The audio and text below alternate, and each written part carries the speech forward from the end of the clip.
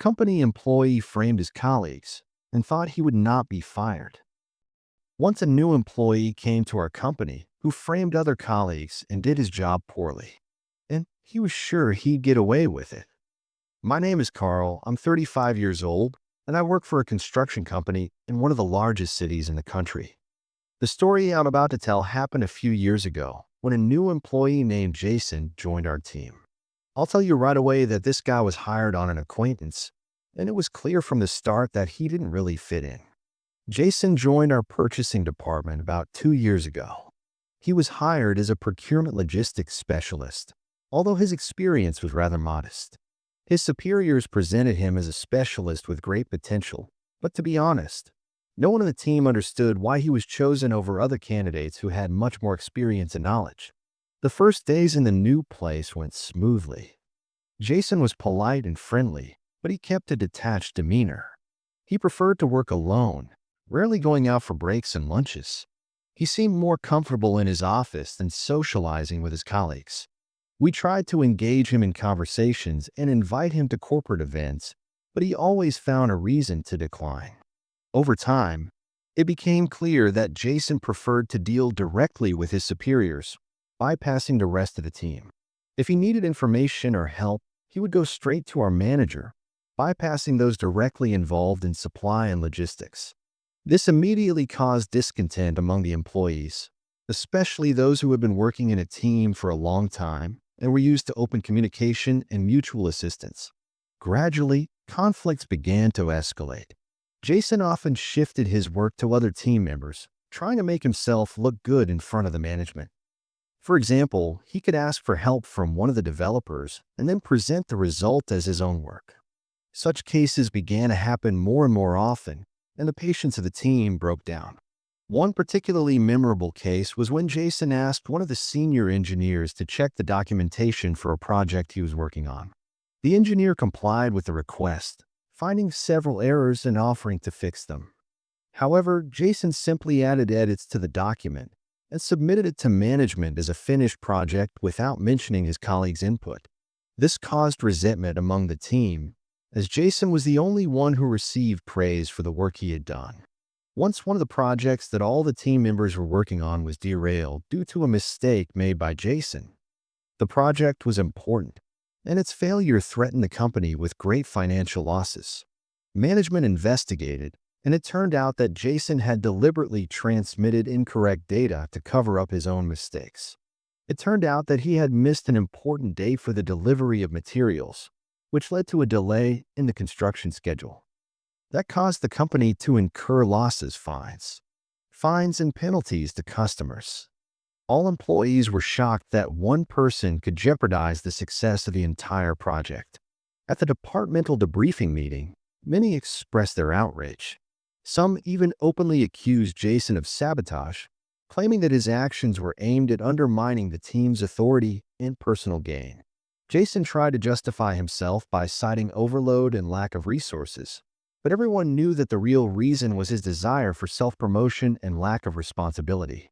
The management, seeing that the situation was getting out of control, decided to intervene. They organized a meeting with Jason to discuss possible solutions to the conflict. Jason was warned that if he did not change his behavior, he would have to leave the company. One day, an incident occurred that was the final straw. Jason cunningly persuaded an employee named Frank to sign a blank document because he had to leave urgently for work. The next day, a real scandal broke out. The completed document was signed by the CEO of the company. It contained a significant amount of money to be transferred to a competitor. Frank was summoned to his superiors, where he spent 2 hours. When he returned, his face was white as a sheet. He packed his things, and security escorted him out of the office. This event was a watershed. The staff was outraged, and many demanded an investigation. There were those who had seen or heard Jason persuading Frank to sign the document. But the management was reluctant to take drastic measures at first, believing that they could fix the situation. But things were only getting worse. Jason continued to create tension in the team, taking revenge on those who tried to prove his guilt, provoking quarrels and misunderstandings in the team. Frank was one of the oldest and most respected employees, and his sudden dismissal shocked everyone. Many believe that he was a victim of Jason's scheming. People began to look for evidence against Jason in an attempt to get justice. They gathered facts that showed his manipulations and unfair working methods. Eventually, all the materials were handed over to the management. Finally, the management decided to hold a meeting with all the team members and discuss the problem. At the meeting, all grievances and complaints against Jason were voiced. Specific examples of his unscrupulous behavior were given, including the case with Frank. It was decided that if he did not change and continue to behave this way, he would have to be fired.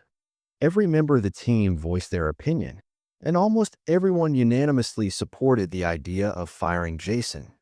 Only the CEO, who had initially supported Jason, expressed doubts, suggesting that he be given another chance. However, the other employees insisted that they had had enough of his manipulation and dishonesty. Further events unfolded rapidly. The company was faced with having to pay a large fine due to the failure of the project. This was the final blow for the management, and they made the final decision to fire Jason.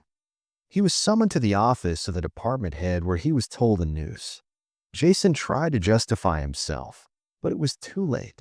His actions had caused serious consequences for the entire company, and management could no longer turn a blind eye. When Jason entered the office, the department head, Mr. Smith, was already waiting for him with a cold expression on his face. There was a tense silence in the room. Jason sat down across from Mr. Smith, fidgeting and rubbing the edge of his shirt nervously.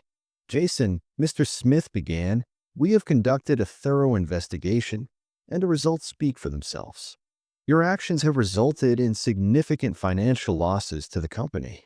You have repeatedly violated policies and procedures, and your contribution to the project's failure is undeniable. We are sorry, but we are forced to terminate your employment." Jason tried to speak, but his words sounded slurred and confused. He knew his arguments were powerless. All he could do was try to save face, though his attempts looked pathetic. But I did everything I could to save the project," Jason exclaimed, running his eyes from his supervisor to his boss. "Let's not waste time," Mr. Smith interrupted him. "Your deception has been exposed, and your behavior has become a threat to the stability of the company. Your termination is effective immediately. You have half an hour to pack your personal belongings and leave the office." Jason stood up, trying to collect his thoughts, but his head was spinning. He realized that any attempt to justify himself was pointless. Silently, he left the office, slowly making his way to his workstation to pick up his things. Colleagues who saw him leave tried to avoid his gaze. Some nodded sympathetically at him. Others pretended to be busy with their own business. But no one dared to approach him. The atmosphere was heavy, but it also felt like relief. As Jason left the building, a security guard escorted him to the exit to make sure he didn't try to come back. It was the end of his career with the company, and everyone knew that the consequences of his actions could have been much worse if management hadn't intervened in time. For Jason, it was a bitter defeat, but for the team, it was a welcome relief from a toxic influence. After Jason's dismissal, the atmosphere on the team improved significantly. People started to communicate and help each other again. Projects began to be completed on time and with high quality. No one regretted that Jason left, because his presence only interfered with normal work. However, the ending of the story was unexpected. A few months after Jason's dismissal, he suddenly appeared in the office. It turned out that he got a job in a competing company and came to offer cooperation. This caused bewilderment and laughter among the employees, because no one wanted to deal with a man who had shown such a bad side. When Jason entered the office, everyone froze on the spot, not believing their eyes.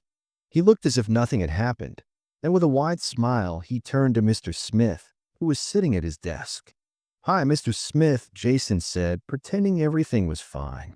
"It's good to see you again. I would like to discuss some possibilities of cooperation between our companies. I think it could be beneficial to both parties." Mr. Smith glanced glumly at Jason, then shifted his gaze to the employees standing around him. His lips curled into a thin line, and he sighed heavily.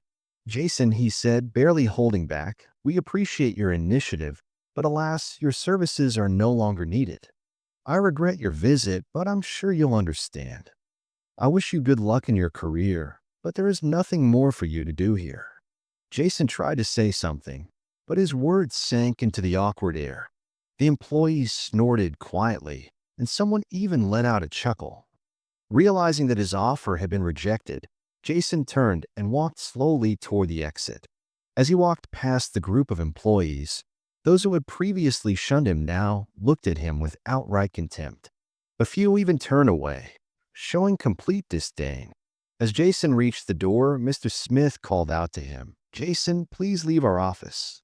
Your presence here is unwelcome." Jason stopped, hesitated for a moment, and then walked quickly out of the office. The guards watched his every move until he was out of sight. When the door closed behind Jason, the office resumed its normal working atmosphere. People went back to their business, exchanging jokes and comments about how stupid Jason had been to think he could fix things. The next day, the team met in a general meeting to discuss what had happened. Mr. Smith thanked everyone for their support and stressed the importance of maintaining a positive atmosphere in the office. People left the meeting feeling relieved, knowing that incidents like this would not happen again. The story was remembered less often and gradually forgotten. The team continued to grow and develop, and Jason was almost no longer talked about. The only thing that reminded them of him from time to time was the vacant position he had previously held.